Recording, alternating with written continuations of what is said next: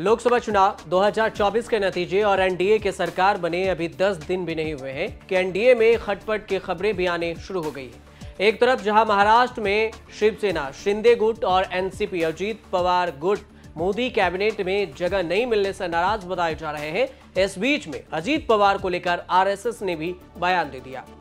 इससे पहले एनडीए में खटपट की बात और खुलकर सामने आने लगी और ये बात भी कही जा रही थी। तो वहीं देखें, बिहार में राष्ट्रीय लोक मोर्चा के अध्यक्ष उपेंद्र कुशवाहा ने एक सोशल मीडिया पोस्ट से अंदाजा लगाया जा सकता है उनके कि बिहार में बीजेपी और एनडीए में सब कुछ ठीक ठाक नहीं चल रहा है।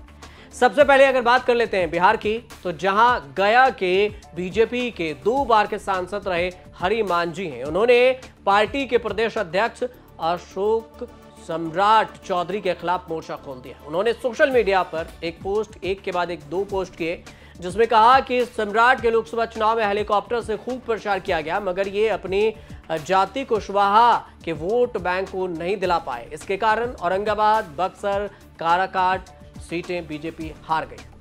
मांझी ने एक दूसरा पोस्ट किया जिसमें उन्होंने कहा कि चुनाव से पहले सम्राट चौधरी को कई बार फोन किए, लेकिन उन्होंने बात नहीं की। इससे पहले एक पोस्ट में हरि मांझी ने बिहार में बीजेपी का अध्यक्ष बदलने की बात भी की थी। इस चुनाव में बिहार में पिछली बार के तुलना में एनडीए को 9 सीटों का नुकसान हुआ। इसके बाद एनडीए में सब कुछ ठीक नहीं होने की भी खबर सामने आने लगी। राष्ट्रीय लोक मोर्चा के अध्यक्ष उपेंद्र कुशवाहा ने अखबार में छपी एक खबर के साथ उसका कटिंग सोशल मीडिया पर पोस्ट किया। साथ में लिखा कि एनडीए के सभी घटक दलों के नेताओं से करबद्ध निवेदन है कि ऐसी खबरों को पब्लिक डोमेन में आने से रोकें, बचें, क्योंकि इस तरह की खबरें आपस में कटुता बढ़ा सकती है, आरोप प्रत्यारोप की स्थिति को जन्म दे सकती है।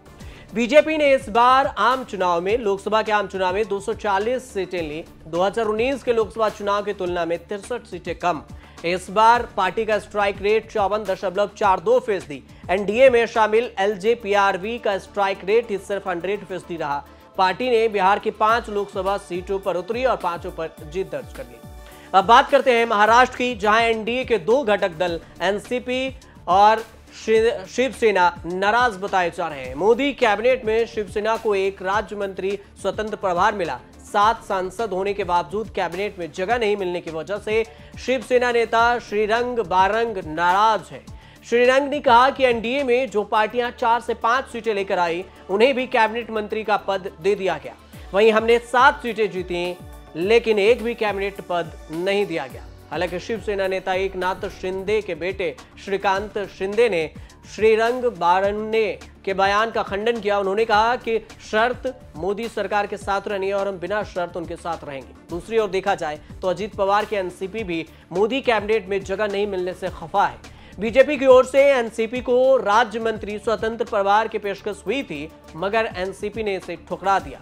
एनसीपी कैबिनेट मंत्री ने नीचे कुछ भी लेने कैबिनेट मंत्री से नीचे लेने से मना कर दिया। आरएसएस से जुड़े पत्रिका ऑर्गेनाइजर ने भी बीजेपी की आलोचना की।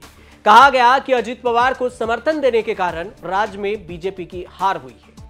बीजेपी शिंदे सेना के पास बहुमत है, इसलिए अजीत पवार को एनसीपी से गठबंधन की जरूरत नहीं थी। अब इस पर बीजेपी के प्रदेश अध्यक्ष चंद्रशेखर बावनकुले ने प्रतिक्रिया दी है। पत्रकारों के सवाल पर बावनकुले ने कहा कि अजीत पवार को साथ लेने से बीजेपी को कोई नुकसान नहीं हुआ।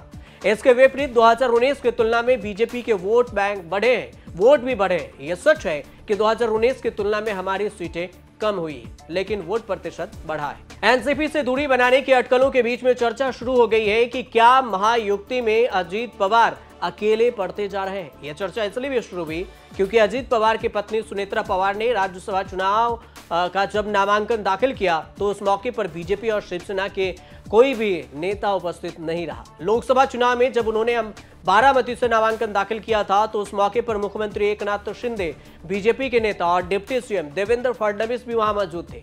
राज्यसभा चुनाव के लिए सुनेत्रा पवार ने 13 जून को नामांकन दाखिल किया था और इस मौके पर एनसीपी के नेता मौजूद रहे थे, लेकिन इस बार नहीं रहे। लोकसभा चुनाव में सबसे खराब प्रदर्शन अजीत पवार की अगुवाई वाली एनसीपी का रहा है।